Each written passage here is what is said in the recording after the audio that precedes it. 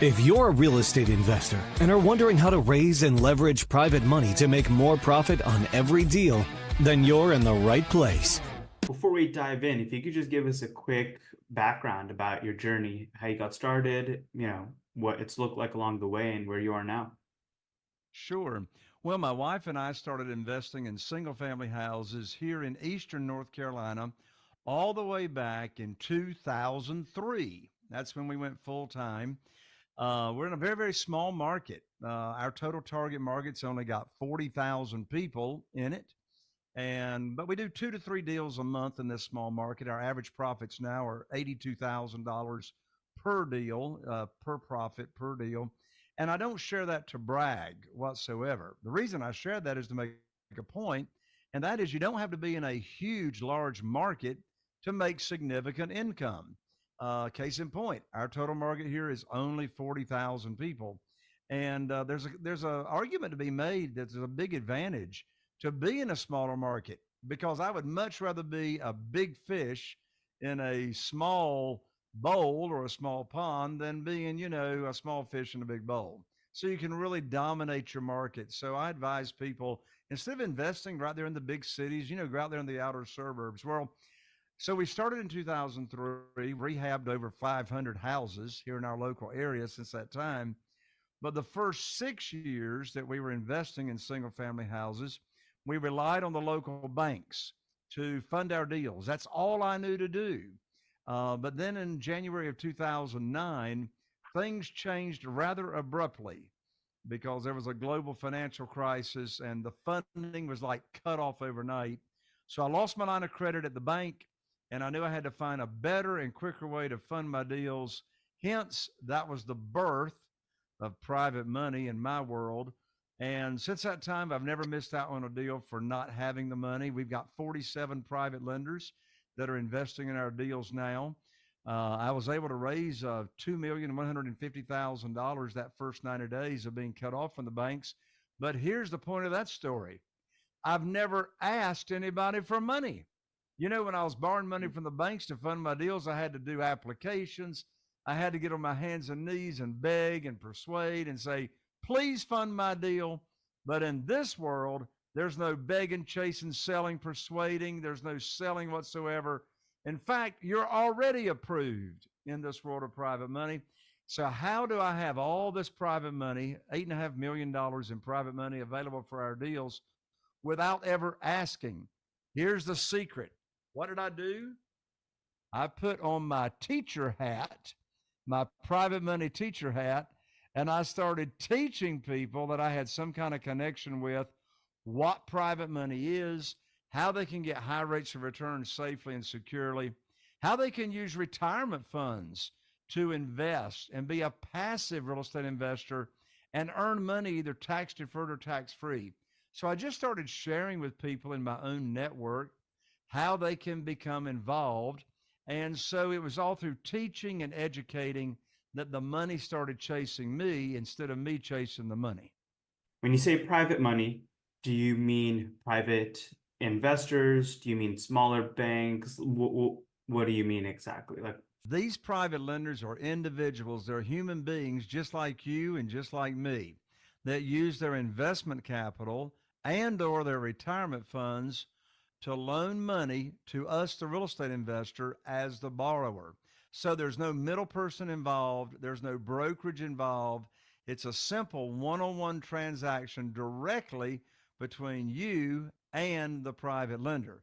Now you ask, where do you find these people? Well, there's three primary categories as to where you find private lenders. First is what I call your warm market, people that you already have connections with. Second category is what I call your expanded warm market. Where can you go in your local area to expand your network very, very quickly? I say the more money you wallow in, the more money sticks to you. So go where the money is, and I can tell you exactly where to go. And the third category of private lenders are existing private lenders. These are people that are already individuals that are already loaning money out to real estate investors. Well, where do you find those people?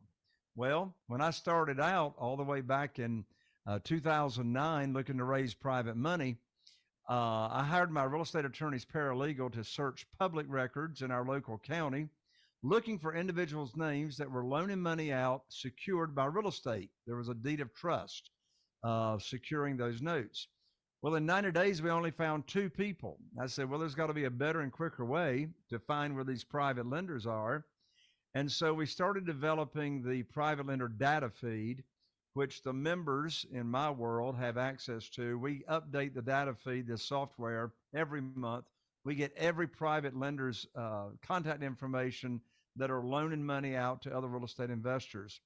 In addition to that, you can find existing private lenders at self-directed IRA networking events. So interestingly enough, over 70% of account holders that have an account at a self-directed IRA company, that's also known as a third-party custodian, want to loan money out to real estate investors. They want to be passive. And I've got a particular self-directed IRA company that I recommend to everybody that my private lenders use. I don't know if you guys have got one that you endorse or not, but that's where you can find a lot of private money very, very quickly as well. So again, through your own connections, I mean, people you go to church with, people in your cell phone, people you go to the Rotary Club with, who do you play golf with? Where do you go on a consistent basis that you see the same groups of people every week?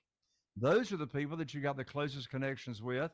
You got a close bond of trust, and people that trust you are going to be more likely to do business with you very, very quickly. So your own connections, where can you go to grow your connections? I can tell you where I've gotten a lot of private money, and that is I joined BNI, which stands for Business Networking International. Business Networking International is founded by Ivan Meisner decades ago.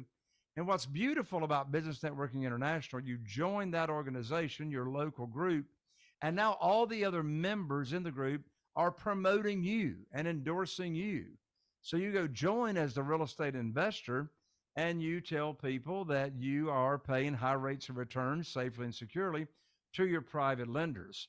So you educate your fellow BNI members, and now they refer people to you that are not happy with their investments, that are looking for a more stable and higher rates of return. Those are the three main categories where you find private lenders. Are your investors typically investing in a particular opportunity that you present, or have you already cultivated that relationship that they'll just lend you the money and then essentially await the opportunity once it's found? That's a great question, John. So the private lender does not loan me directly the money.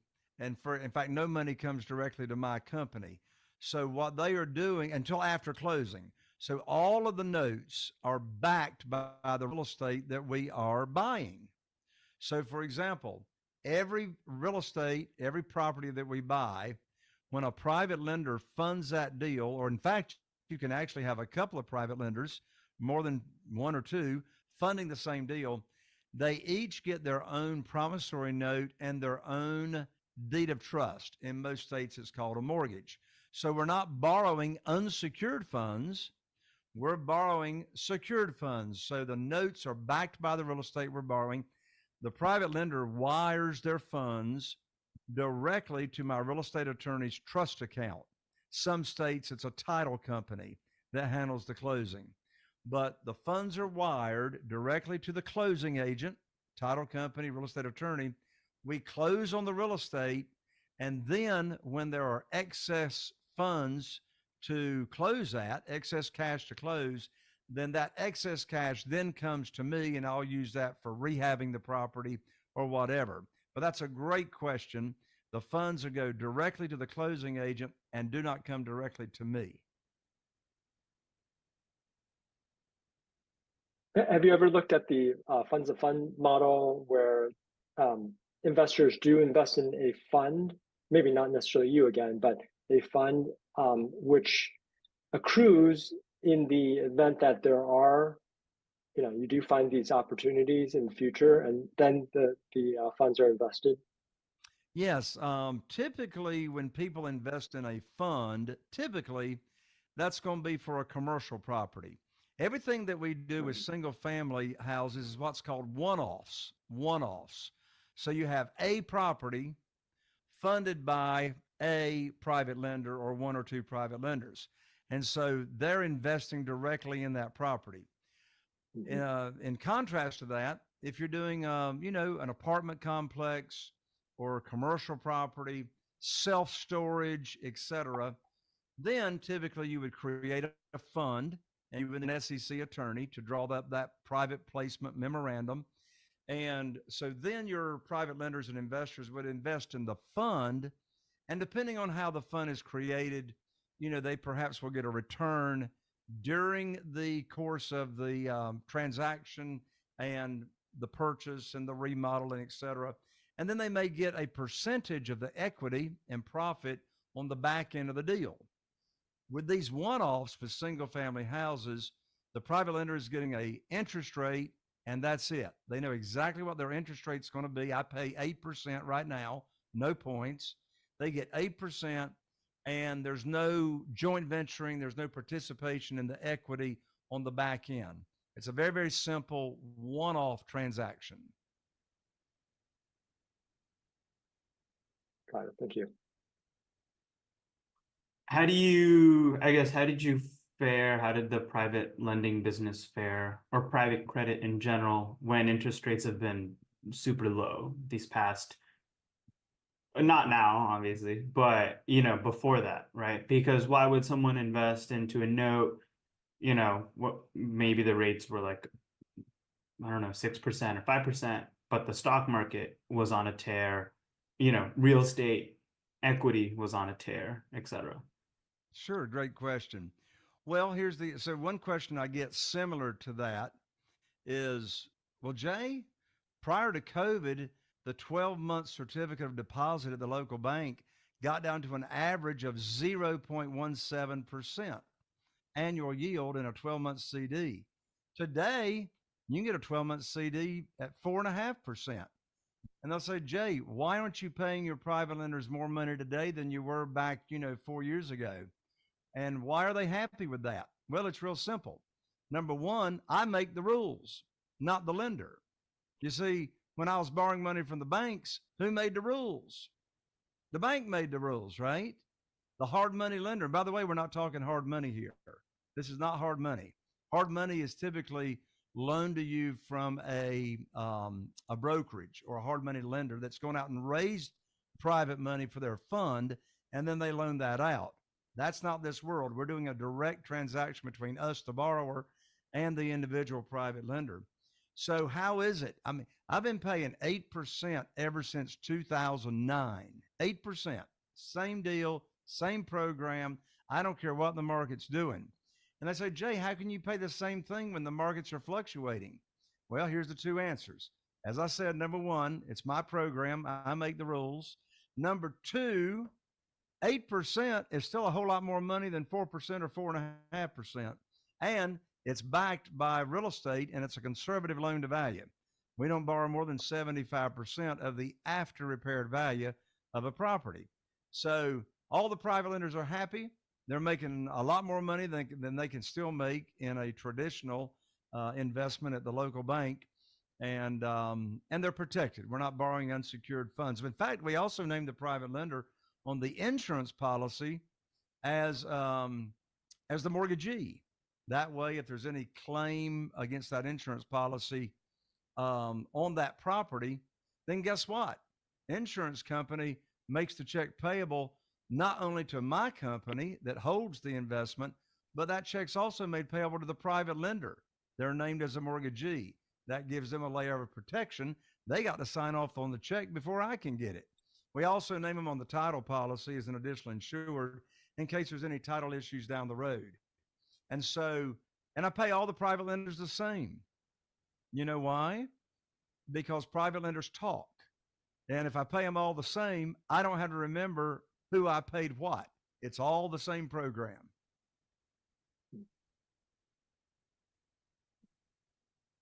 So just a reminder, if you have a question, submit your questions in the Q&A box. I don't believe our chat box works right now, but Q&A box, please submit your questions there.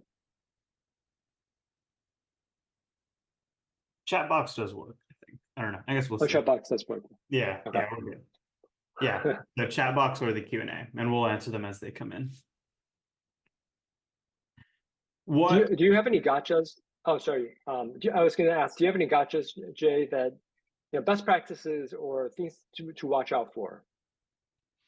Well, best practices as far as me running the real estate investing company, or best practices Mhm. for the private lender?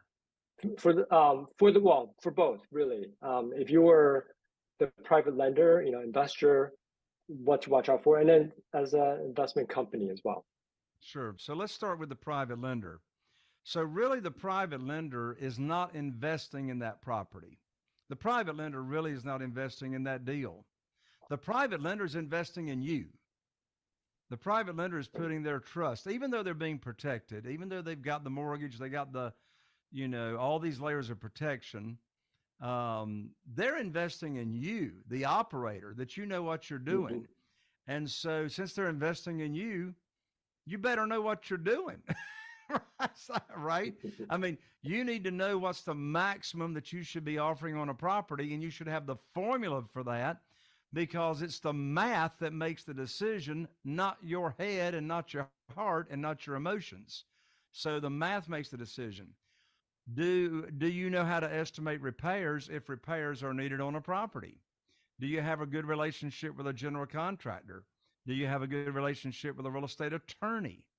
Do you have a good relationship with a realtor if you're not a realtor yourself? So you want to make sure the team is in place. I mean, the worst time to be looking for a private lender is when you need one for a deal. That's why I practice and preach the money comes first. I tell you what, guys, I know y'all have heard it, and it drives me stupid crazy. These people going around saying, oh, just get the deal under contract. Just get the deal under contract. The money will show up. Have you ever heard that? Yeah. Of course you've heard it. You've heard it 1,000 times. Just get the deal under contract. The money will show up. And I want to say, baloney. Where's the money going to come from? Is it like going to rain out of the cloud or something? I mean, I just don't want to put a deal under contract, and I don't know where the money's coming from. But think about how much more confident, how many more offers you're going to make on properties when you got the money burning a hole in your back pocket waiting for you to put an offer on it. Anyway, excuse my rant. But back to your question, best practices. So from the standpoint of the real estate investor, when word gets out that you're paying high rates of return safely and securely, like myself, you're going to have money chasing you very quickly. That's one reason I never have to ask for money. I mean, you start doing a couple of deals and the word's going to get around. And so you'll have people asking you questions such as, well, how do I get started as a private lender? I mean, what do I do? Just write you a check? And of course, the answer is no, they don't write you a check. You got to protect your private lenders, because here's the deal. All 47 of our private lenders that are investing in our deals right now, not one of them, not one, had ever heard of private money and what it was until I put on my teacher hat and I started teaching them what private money is. Not one of our 47 private lenders had ever heard of self-directed IRAs and how they can use their retirement funds and move them over to an IRS-approved self-directed IRA company and loan that money out from their retirement funds and earn tax-deferred, or, depending on the type of retirement account they've got, or tax-free, unlimited money per year. Imagine tax-free. That works if you've got a Roth IRA. So I simply taught people in my own network how they can do this. So with that in mind, you as the real estate entrepreneur, you got to look after your private lenders, those that you've taught and opened this up to. I mean, I raised $969,000 at one private lender luncheon. One. where I just invited people to come to the luncheon and I fed them lunch and I taught them my private lending program, how they can get involved and earn high rates of return safely and securely. But since they've never done it, you got to protect them with these different things in place that I'm talking about.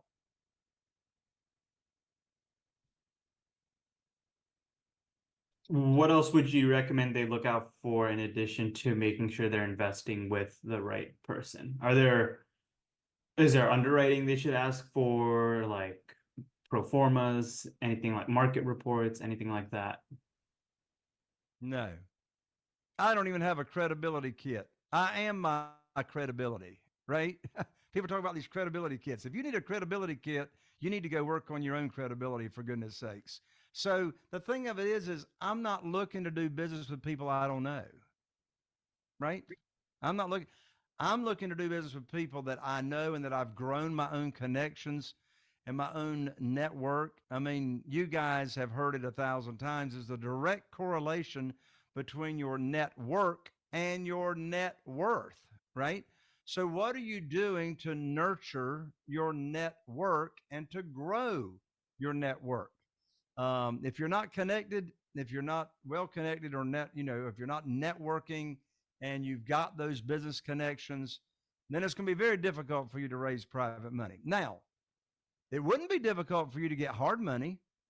I mean, hard money is from a broker, but you're not going to pay 8% to a hard money lender. In fact, maybe you can't even get approved in today's market with a hard money lender. You got to have a 700 credit score or better.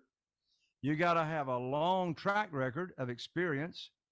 And you're still going to be paying, depending on your experience, depending on the relationship, you're still going to be paying 12% to 14%.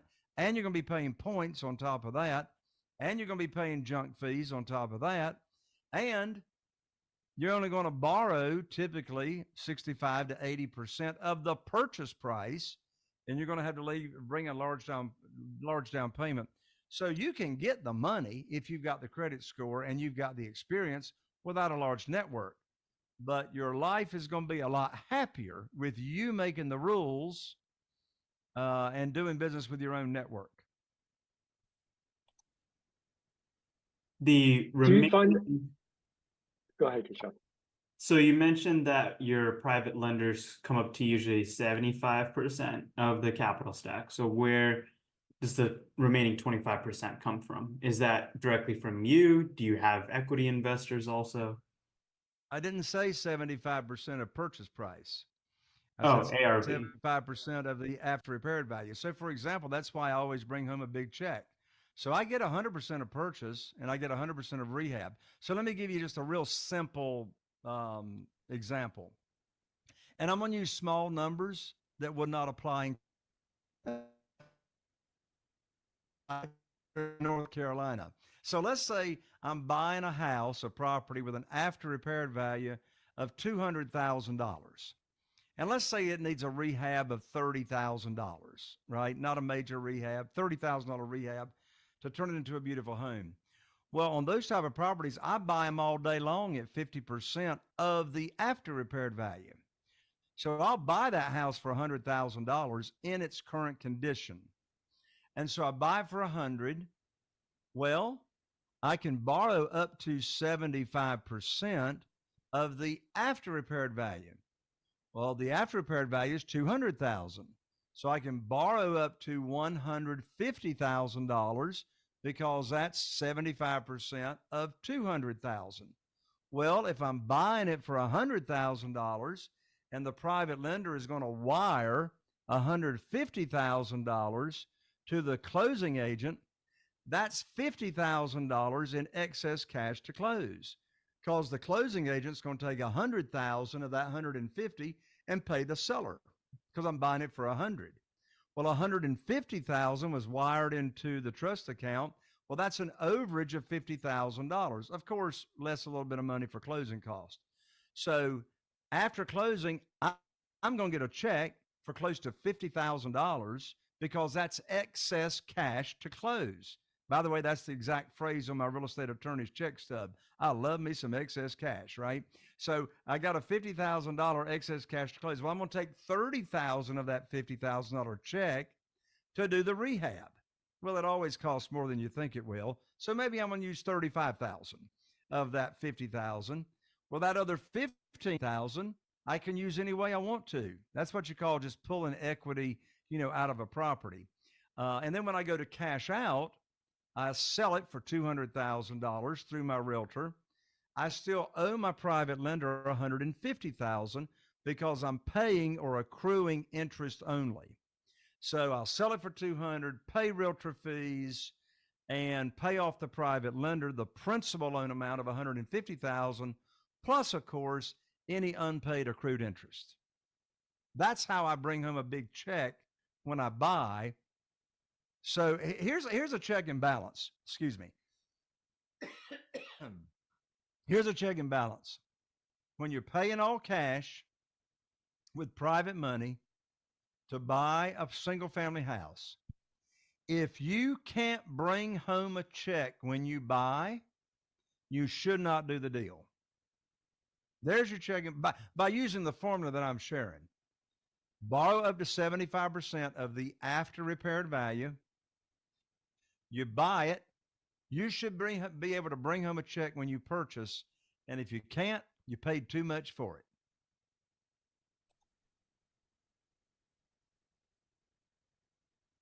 I was going to ask earlier, do you find that because you're paying 8%, most of the private money lenders basically are allocating their portfolio as if instead of investing in bonds or really risk averse instruments, they're investing in you? Yes. Yes. And I've got private lenders. Some private lenders only have $50,000 with us. Some private lenders have $1 million with us. And of course, the private lenders that have $1 million with us, that $1 million is spread over different properties. We might use 250,000 on this property, 300,000 on another property, 150,000 on another property, and each of those loans have their own notes and their own deed of trust securing each note by that property that we purchased. Got it. Okay. My other question with regard to sources of investments is kind of the tax component of it. Self-directed IRA certainly has potentially a tax component, tax savings component. What are some other like tax strategies that private money investors can take advantage of? Yeah, you bring up a good point, John. That's really the only one that I'm aware of. So a self-directed IRA, if they're using those retirement funds, depending on the type of retirement account they have in the self-directed IRA, it's either going to be tax deferred or it's going to be tax free, depending on the type of retirement account they have. If the private lender is using investment capital and was just liquid funds that they would be investing in the stock market or mutual funds or treasuries or whatever, then they are going to pay taxes on that income, just like they pay taxes on dividends that they earn off of stocks or whatever.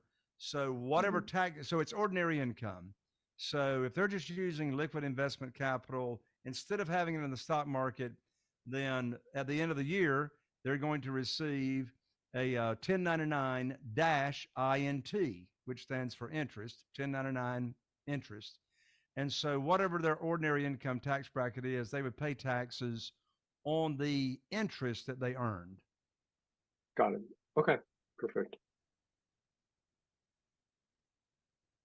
From the investment company's perspective, when you're raising funds from private lenders, in addition to the terms of the loan and obviously working with people that you know, like, and trust, and making sure the math checks out, like you said, the ARV value and all that stuff, what else would you recommend, if anything, to keep an eye out for? So one thing that I like to do is when they're using investment capital to invest in our deals, I give the private lenders in the promissory note in writing, I give them what's called a 90-day call option. 90-day call option. So for any reason whatsoever, if they have an emergency come up or they just want their money. They want to go on a vacation and they want some money. So all they have to do is just give us notice that they want to call the note due early. Now the notes we put in place are typically 2 years. I typically don't use the money for 2 years, but we set the term up for 2 years. If they want the money back early, of course, when I cash out on the property, they get cashed out. When I sell I can't keep the money. I can't keep the money. I'm going to keep that money secured by a property. Well, clearly, if I've sold the property, it's not my property. I can't secure the note anymore with that property. Excuse me. So when I sell, they're cashed out. But if they need the back prior to the note coming due or me cashing out, in the promissory note, there is a 90-day call option. So all they've got to do is give me a 90-day notice that they want to cash out, get their money back, their principal loan amount back, along with any unpaid accrued interest. That gives me plenty of time to replace their private money with another private lender. All I've got to do, I don't even have to go to another closing. I can take their note and I can sell their note to another private lender. And we don't even have to refinance the property. So and my private lenders enjoy that. Now, I typically don't give that if they're using retirement funds, because the likelihood of them calling a note due early and its retirement funds are very, very slim, because they're going to have to pay a penalty if they call that note due early and cash it out. So they like that. Another thing that we put in the promissory note is we give what's called a minimum of 6 months of interest. So in the unlikely event that we buy a property using the private lender's money and cash out and flip it in less than 6 months, that hardly ever happens. But in case it did happen, in the note, I'm going to pay them at least 6 months of interest on that note, or unless I've got another property I'm buying immediately, or got another property that I've got equity in that I'm rehabbing. We do a lot of substitutions of collateral, also known as a loan modification. So the way the substitution of collateral works is on smaller amounts of money. Let's say they've got $50,000 on a note in second position, and we use that money for the rehab. Well, in that case, if I cash out and sell and they want to keep their note in play and keep earning money on their money, then I can substitute the collateral. My real estate attorney handles this for me. We keep the note open and then just move the collateral that is collateralizing that note.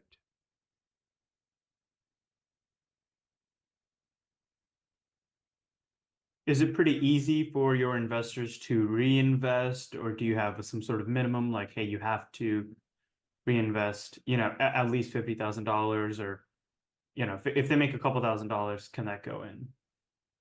Yeah. So when we're doing a new note and writing a new note, my minimum is $50,000. And here's why. I got to pay my real estate attorney the same $450, whether I'm doing a $5,000 note or I'm doing a $500,000 note. So it just doesn't make sense to take smaller $5,000, $10,000, because that's not unsecured money. That's being secured by the property. Therefore, the real estate attorney's got to draw up the documentation, and everything is recorded on public record, so everybody's protected. And you mentioned that each of these flips usually, on average, nets you around $80,000 in the market that you're in, and that you do 2 to 3 a year, I believe. 2 to 3 a month. 2 to 3 a month. Okay. All of that, the earnings that you make, does that go back into flipping more properties? What is your investment strategy for keeping the money that you do earn, keeping it growing and moving? Yeah. So the money that I earn, I have other investments that I invest in addition to single family houses. I've built shopping centers from the ground up. I've done condominium developments. I've done townhomes, and boat docks. So I like to diversify. but most of my business is investing in single family houses. Do you ever have a buy box, not so much for the properties you flip, as much as your investors? Like they have to fit a certain profile, or are there any I guess profiles you try to stay away from? You know, that's a great question, John, because our 47 private lenders, what they look like is very, very different. They're all over the board. I mean, we've got retired entrepreneurs that were in business for themselves for years, and they are private lenders with us. We've got retired teachers that worked, in fact, more than one or two of them that worked in the public school system using their retirement funds that they built up over the years. We've got people that were in civil service for decades, like 30 years, and they're using their retirement funds. Um, and I've had minor children under 18 years old as private lenders because they inherited money from grandmother and granddaddy, and the parents wanted them to use that investment or use that money wisely. So I've actually had minors.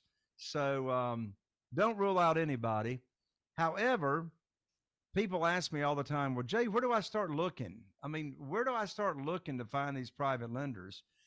I can tell you a great place to start. Make a list of the people in your cell phone that are retired. Make a list of the people in your cell phone that are retired. Why is that? Because there's a good chance they got retirement funds. And I can tell you, if they've got retirement funds in this market, they probably are not happy with the volatility of the stock market. And the older they get, the less likely they're going to live long enough to live through another correction. And is another correction coming? You better believe another correction is coming.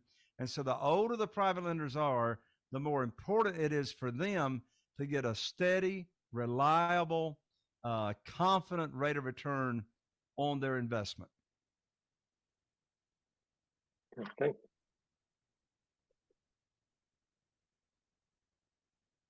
I really feel like we hit everything there, unless there's something that you wanted to cover, Jay, that you want our audience to know.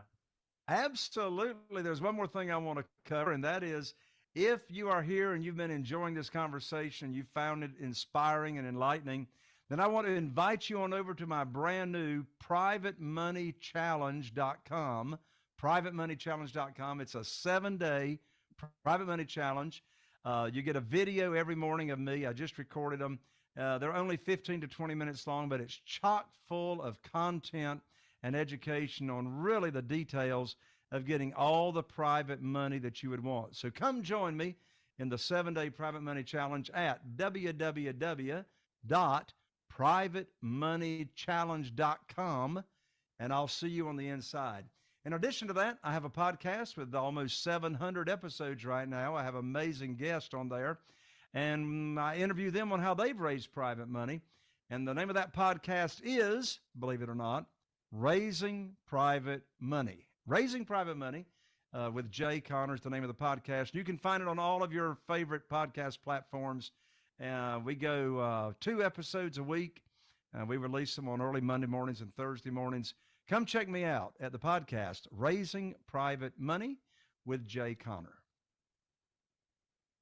Thanks so much, Jay. So go ahead. I was going to say that's pretty impressive. 2 podcasts a week. That's pretty amazing. Absolutely. Well, I got to say, you can't do 700 podcast episodes unless you really enjoy doing it. Right. Well, thank you guys so much for having me here on the show. Well, real quick before you head out, we do have the 3 questions that we usually like to ask our guests to wrap up every interview. Oh, I don't know if I can handle this. The first question is, describe some of the failures that you've had and what you learned from those failures. We'll talk about the biggest private lending business specifically. Yeah, one of the biggest failures and mistakes that I made early on is I bought a property over on the beach. We're here in a resort area, and I bought the property with the intention to flip it. Well, by the time I bought it, rehabbed it, put it on the market to sell, the market had started coming down. I did not adjust my price, and I ended up being stuck with that property and had to put it on the rental market. Here's the big lesson. When you invest in a property, do not invest in the property unless the rental income will give you a positive cash flow on the underlying debt. Because when I made that mistake, it was a blood bath for years, bloodbath, because the rental income that I could bring in did not cover the underlying debt.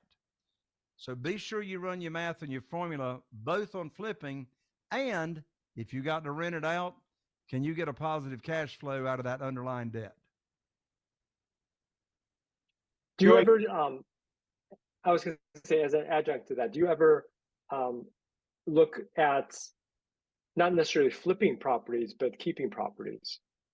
Oh, absolutely. So when I buy with private money, pay all cash, I cash out because I don't want private money buried in a property. However, when I buy a property on terms, i.e., I could buy it subject to the existing note, I can buy it with seller financing. So if I've got some kind of creative terms that the seller will sell to me creatively, then I'll sell it on terms.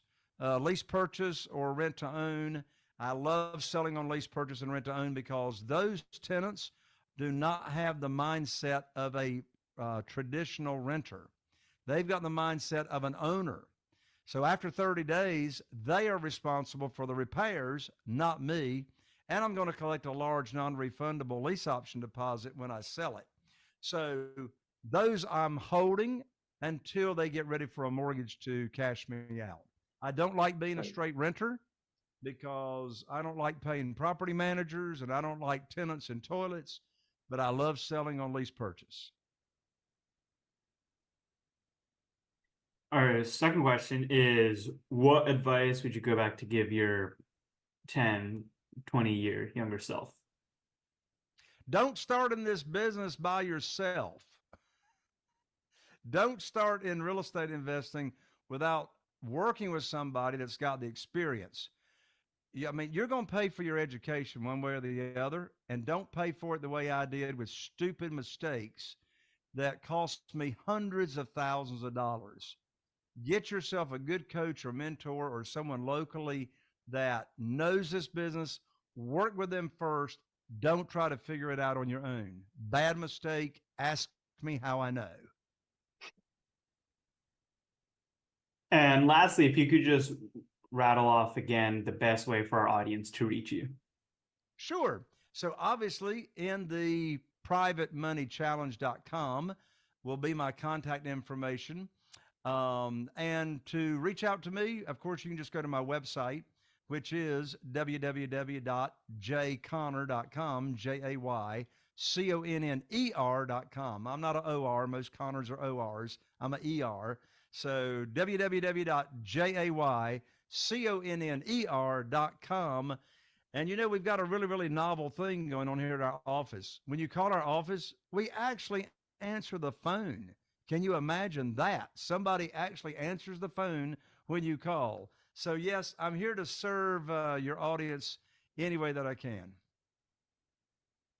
Sounds good. Well, thank you very much for a great chat, Jay.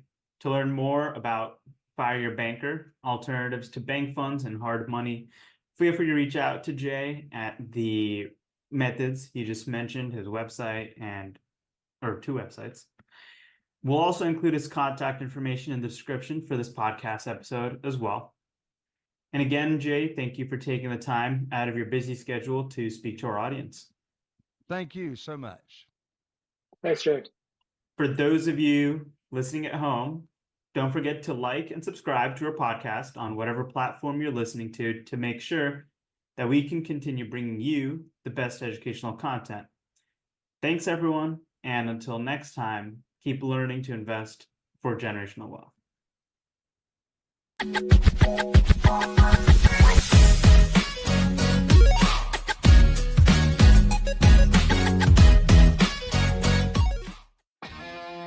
Are you feeling inspired by the knowledge you gained in this episode? Then head over to jconner.com/moneyguide. That's jconner.com/moneyguide and download your free guide that shares 7 reasons why private money will skyrocket your real estate investing business right now. Again, that's jconner.com/moneyguide to get your free guide. We'll see you next time on Raising Private Money with Jay Conner.